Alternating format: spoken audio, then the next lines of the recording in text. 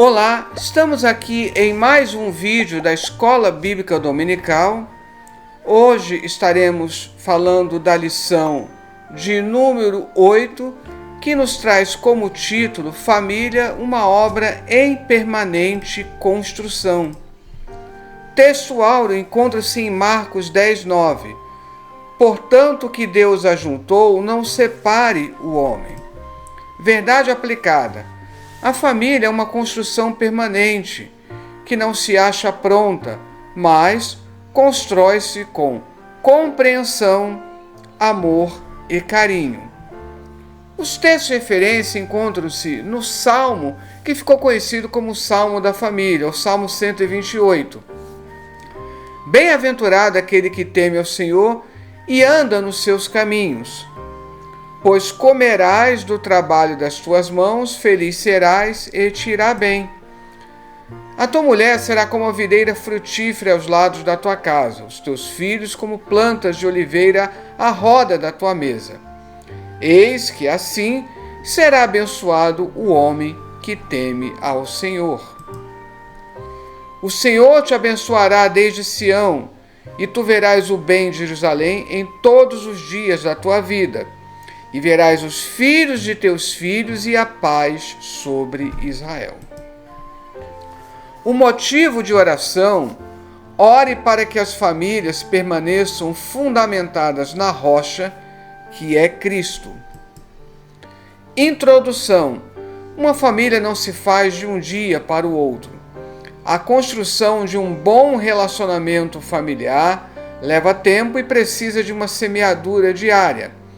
Todos nós somos eternos aprendizes em matéria de família. Quando o comentarista diz que uma família não se faz de um dia para o outro, é que um relacionamento ele vai sendo construído. E como nós já vimos em aulas passadas, isso precisa ser visto desde a época do namoro, passando pelo noivado.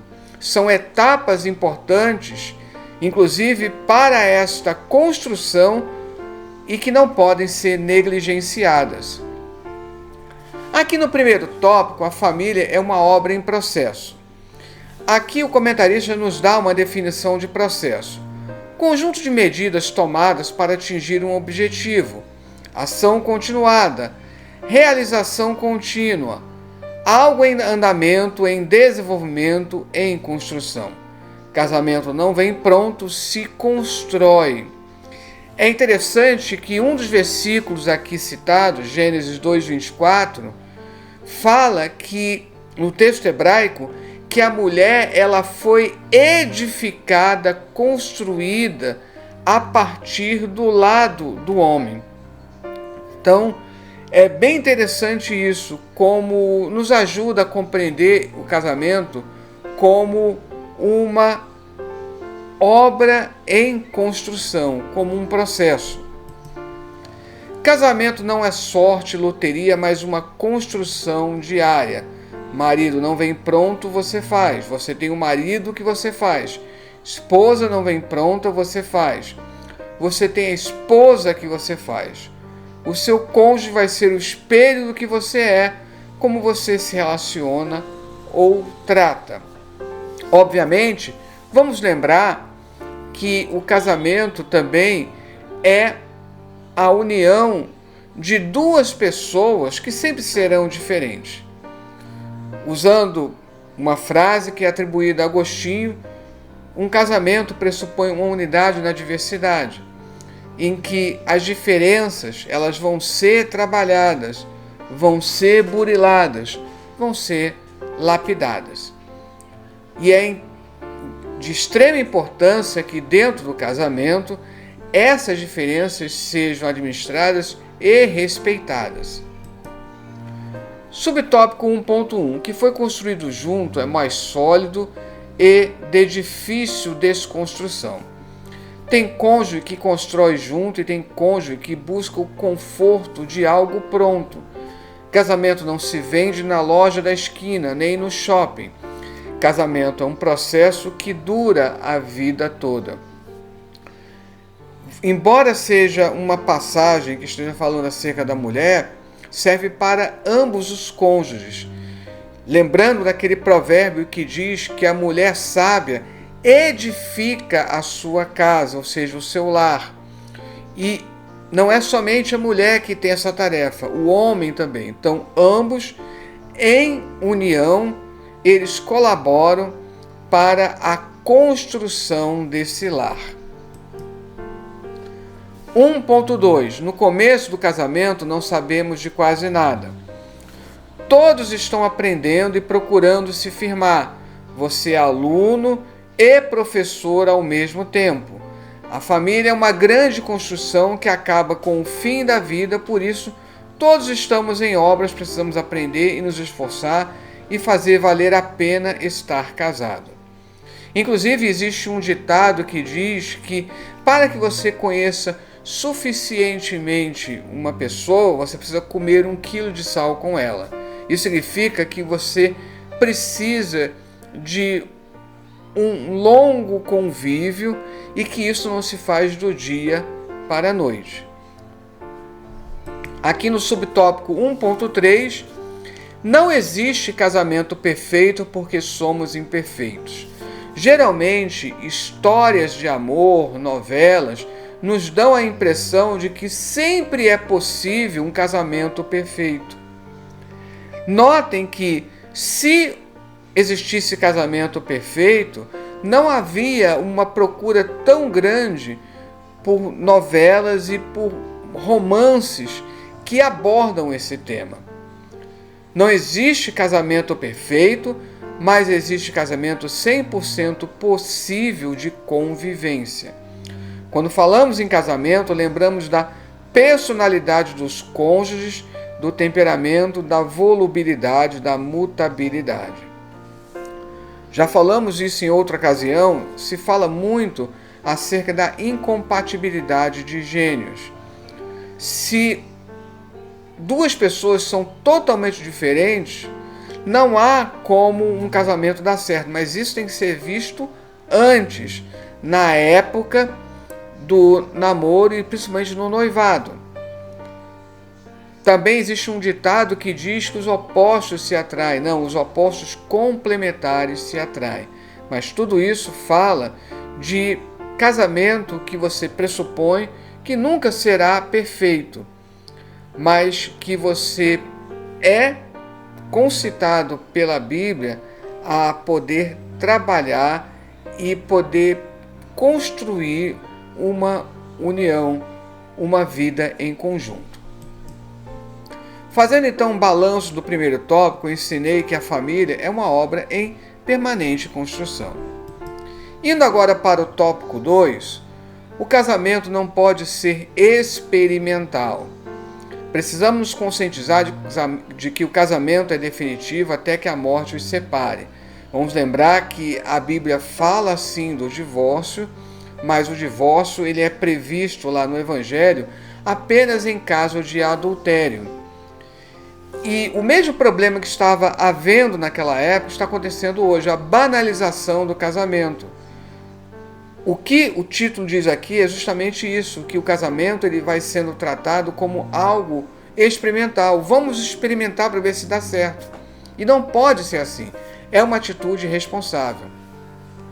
Não é até que surge um problema, uma dificuldade, um descontentamento, uma crise. Se todas as crises acabassem em separação, em divórcio, não teria mais ninguém casado. E isso é uma verdade.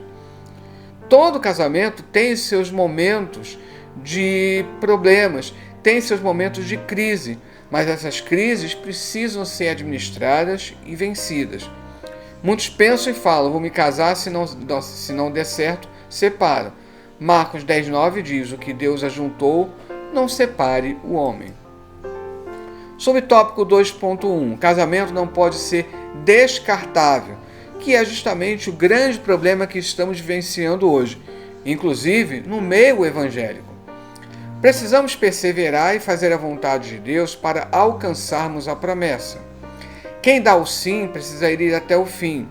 Não pode ser descartável, que significa dizer que é descartável, dizer que pode ser jogado fora a hora que quiser que usa uma vez ou poucas vezes, depois descarta como quem joga algo na lata do lixo. 2.2. O casamento não pode ser volúvel. Qualidade daquilo que é inconstante, que muda de lado facilmente, instável, variável. Uma hora quer, outra hora não quer mais. Devemos ter em mente que a inconstância é um inibidor para recebermos alguma coisa do Senhor. Todos os dias devemos optar e decidir se vamos esperar acontecer ou se vamos decidir o nosso caminho e não deixar que a vida nos leve para onde ela quiser. Então, aqui o comentarista está salientando isso. Ser volúvel quer dizer que ele pode ser inconstante, que ele muda o sabor do vento. O casamento não pode ser volúvel. Nós não podemos deixar que a primeira dificuldade abale e deixe tudo a perder. 2.3. O casamento não pode ser por conveniência. Nenhum dos cônjuges pode defraudar um ao outro senão por consentimento mútuo. Conveniente é aquilo que atende ao gosto só de um dos lados, o prazer só de um dos lados. Quando um dos cônjuges começa a viver de forma conveniente, o casamento está fadado ao fracasso. O que nós podemos completar aqui? O que seria um casamento por conveniência?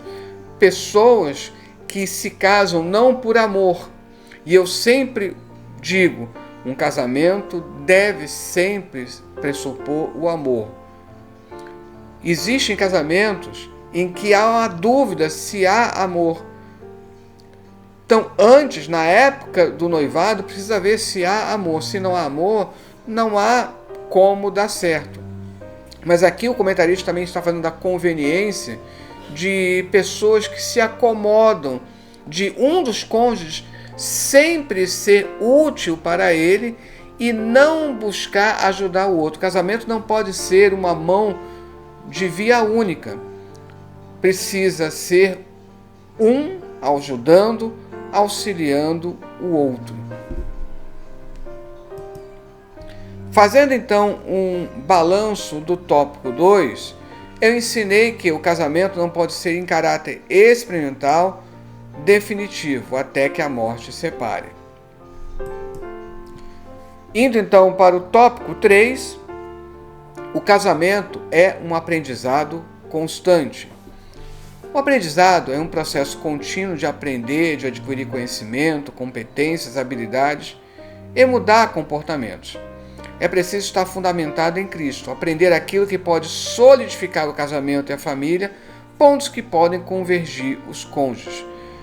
Aqui fala uma coisa muito importante, deve haver convergência, ou seja, ainda que saibamos que duas pessoas são diferentes, nem mesmo os gêmeos são iguais, mas deve haver convergência, deve haver um objetivo comum, deve haver um alvo comum. É assim que se constrói um casamento. Para uma história diferente do relacionamento entre eles e com a família que lhes cercam. Não devemos ser ouvintes, mas praticantes. Não devemos ser meros ouvintes, mas praticantes. Aprenda a cortar as arestas e a lapidar as pedras preciosas, casamento e família. Evite a cultura machista ou feminista, onde nenhum se dobra. Aqui está mostrando que o machismo, ele acha que só o homem é importante, quando que o feminismo, ele, embora no início quisesse proteger a mulher das injustiças sociais de uma sociedade que era machista, o feminismo acabou colocando que somente a mulher ela é importante e pode prescindir do homem. E a Bíblia fala de que um ao outro ajuda, auxilia. 3.1. A cultura machista é prejudicial ao casamento. O machismo é o exagerado senso de orgulho masculino, virilidade agressiva, comportamento expresso por opiniões ou atitude de um indivíduo que discrimina ou recusa a igualdade de direitos e deveres com as mulheres. Nós temos uma sociedade que, infelizmente, pende para o machismo. Então, o machismo, ele crê que a mulher não tem importância ou que a mulher tem um mero papel secundário. O machismo pensa que sempre está numa posição superior ao que feminino, ou seja, o machismo é a ideia errônea de que os homens são sempre superiores às mulheres. Vamos entender o que a Bíblia diz do homem ser cabeça. Cabeça significa que ele estará orientando, direcionando o lar, mas ele não estará humilhando a mulher, deixando a mulher num papel secundário ou quase nulo. É importante também que não se trate a mulher, e isso mesmo no casamento, dentro de um ambiente evangélico, não se trate a mulher apenas como um mero objeto sexual. Tudo isso inclui o machismo. 3.2. A cultura feminista prejudicial ao casamento.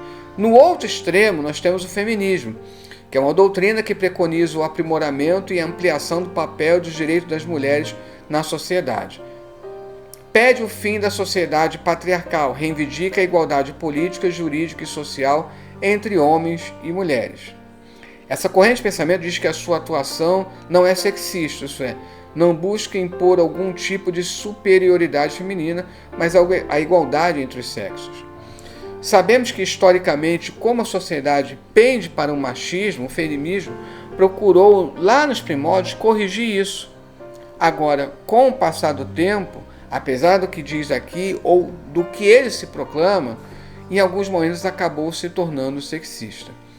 O que nós vemos é que temos que sempre evitar os extremos.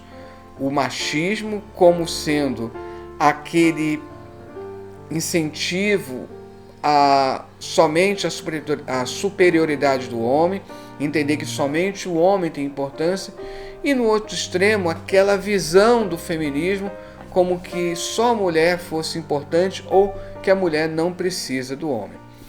Deus criou o homem e a mulher para que eles pudessem se complementar. 3.3. Aprenda a aceitar o seu cônjuge e amar a si mesmo. Compreender os limites da pessoa amada, limites físicos, intelectuais, laborais, sexuais, de paciência. Aceitar as preferências, os hábitos, as tradições regionais de família e de igreja. Aceitar as escolhas diferentes será criticar ou reprovar. No lugar da crítica, precisa de habilidade para aconselhar e não ferir a pessoa amada. Fazendo então um balanço do tópico 3, eu ensinei que o casamento é um processo contínuo de aprendizado. Conclusão: ninguém se casa sozinho, ninguém consegue uma vida matrimonial se não for construída a dois. Precisamos abrir mão dos nossos caprichos em benefício da família. Mais cedo ou mais tarde os ventos virão, o segredo está na base, no alicerce, no fundamento. Vamos lembrar daquela passagem de Eclesiastes. O cordão de 3 dobras, ele não se quebra facilmente. E muitos pregadores utilizam esse versículo de Eclesiastes para mostrar que é o casal juntamente com Cristo. Se Cristo está cimentando a união, tudo tende a ser abençoado em nome de Jesus.